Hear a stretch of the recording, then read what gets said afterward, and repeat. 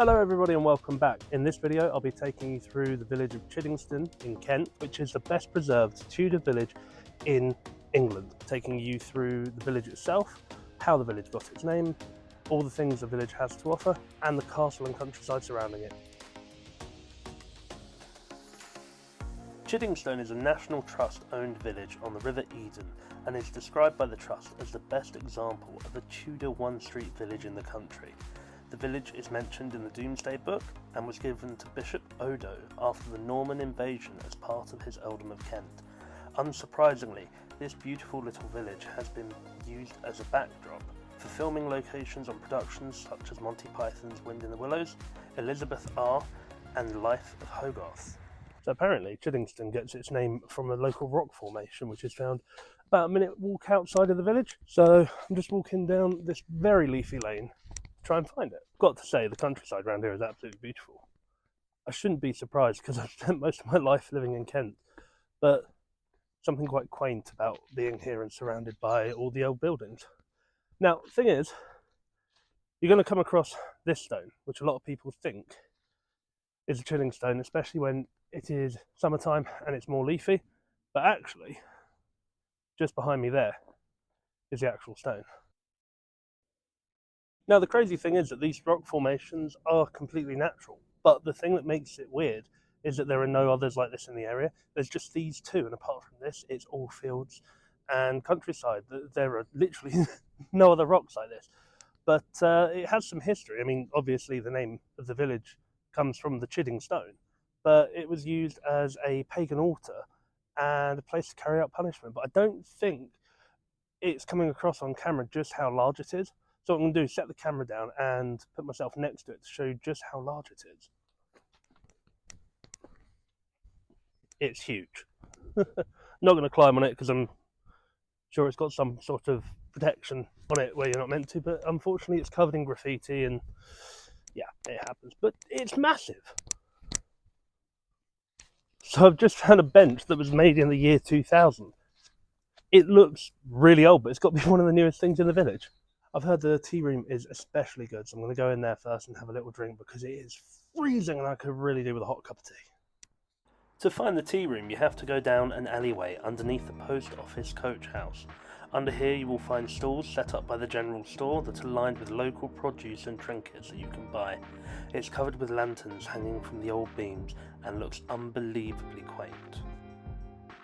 The tea room is set in a courtyard at the back of the alleyway with seating both inside and out.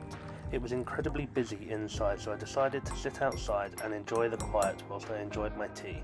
I even had a little friend to keep me company. After finishing my tea, I decided to look inside the general store where you can buy traditional sweets, interesting items and lots of local produce. Now, in the heart of the village, you'll find the churchyard, which is a very big and pretty building. It has a big, extensive graveyard, which is absolutely full to the brim, but it's surrounded by countryside, trees, interesting buildings, and very much worth a look around.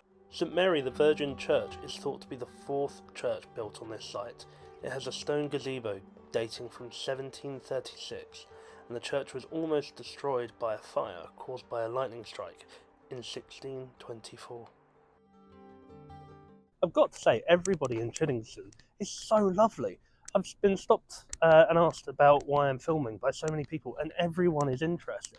I've been talking to people in the tea room, the people who own the shop. They stopped and talked to me for half an hour, and every single one of them has checked out the channel and subscribed. I've even been talking to a lady who lives in one of the old houses here. And every Saturday she just drives around delivering people's paper and bread, not because she's paid to, just because she wants to. Everybody here is so nice. I cannot recommend coming here enough. They're lovely. Anyway, time to continue on before the sun goes down and take a little walk around the castle. After that, I might pop into the pub because I've heard it is beautiful in there. The original building on this site was actually a timber frame dwelling. The castle as it stands today was commissioned in the early 19th century by Henry Streatfeild to be built.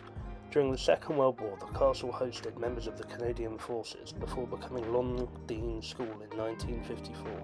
Since 1997, it has been held in trust for the nation. So I've made it to the castle itself, but I've not been able to get inside because it's only open between Wednesdays and Sundays. But you are still able to walk around the grounds.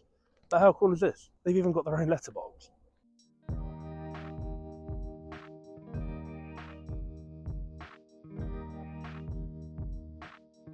So that's the walk around the castle done. It is very, very pretty here. I can't recommend coming here enough, and I'd love to come back on a day where I can actually go inside the castle. Anyway, the sun's starting to go down. It's getting a bit cold. I fancy a pint in front of a wood fire. Let's go in the Castle Inn and check it out.